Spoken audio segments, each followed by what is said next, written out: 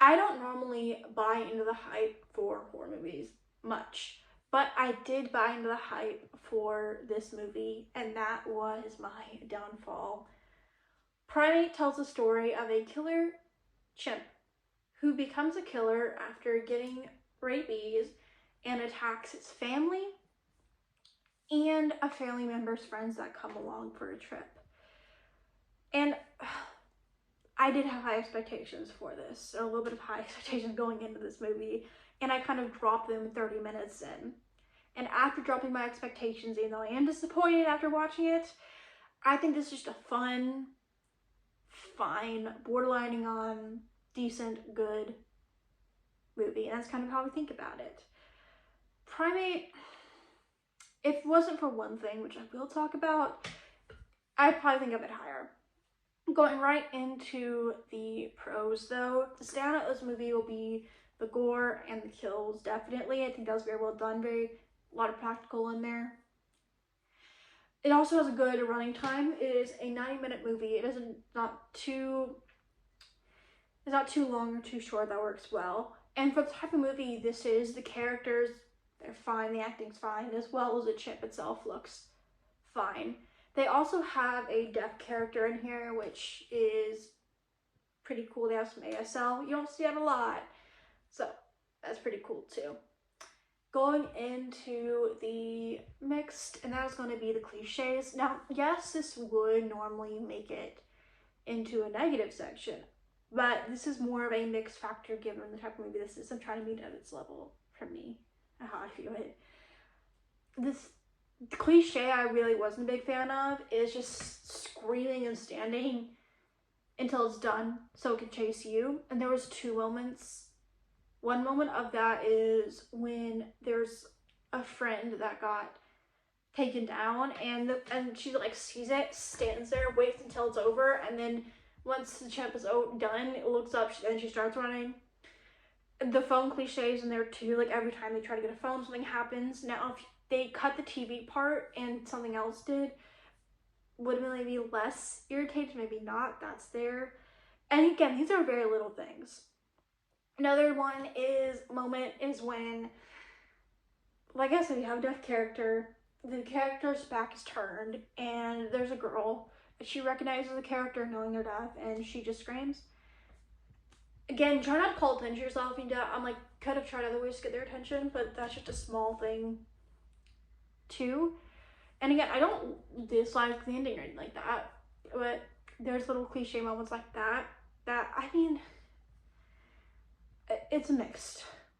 Really that's the biggest mixed for me. And there were some moments of dialogue that didn't entirely work. The moments of dialogue with two characters that I know were intentional, they got a little bit cringy.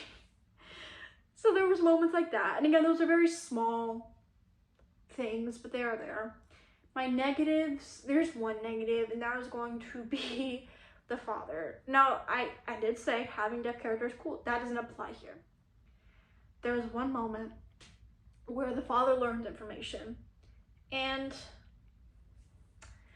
I don't like how long it took him to take action. I feel like if you got that news, I feel like you would believe it and not question it, and he waits way too long to act. I really would have preferred if they had him act and his phone died, or something happened to the car, he had to find a way up there. I wouldn't complain about that, but just the way it took him so long, I wasn't a big fan of that. So going right into the spoilers, the father, you're telling me I'm a vet, right? Your vet says, hey, this mongoose has rabies, and he obviously got in a fight with a chip. And it took him so long to act. And then he questions the vet. I feel like if you have a vet, you would trust the vet. I have a cat. I trust my cat's vet. I would not question something. If they said, your cat has this, I would not question it. Maybe I would see the test results, maybe if I wanted to see that, but I wouldn't question the vet. And then you wait longer to call, and when they don't answer, you take too long to do anything. Again, this is such a small thing, but that definitely was noticeable as well to me. Look, this is how I would prefer that. I know this goes back to some cliche. You get the ready piece call. Oh, trying to step on my call will answer. Explains, I'm gonna go. I gotta go. So he drives. Oh my god, his phone dies. Something happens to the phone, or a car wreck. All of a sudden, he wakes up. His car is totaled. He can't drive, and he's just trying to find a way to get home or get help. And that's when we see him at the end of the movie, be driven by someone or something like that, and he gets to the house.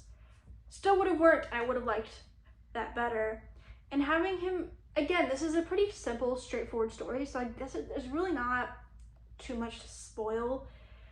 So that is my main thing that did annoy me, and that is why I was like, left me with like, oh, we should have done that better. So overall, I would say Primate is a fun, fine, borderlining on good, decent horror movie about a killer chimp, with its standouts being the gore and the kills, and the rest of the movie being fun, fine movie. So comment down below if you are gonna go see Primate, and if you have seen it, did you like it? Did you not like it? What did you think about it? Comment down below, and I'll see you guys soon with a brand new video. And next up is a review of the new 28 Years Later film, Bone Temple, and a new updated ranking of the franchise. I'll see you guys there.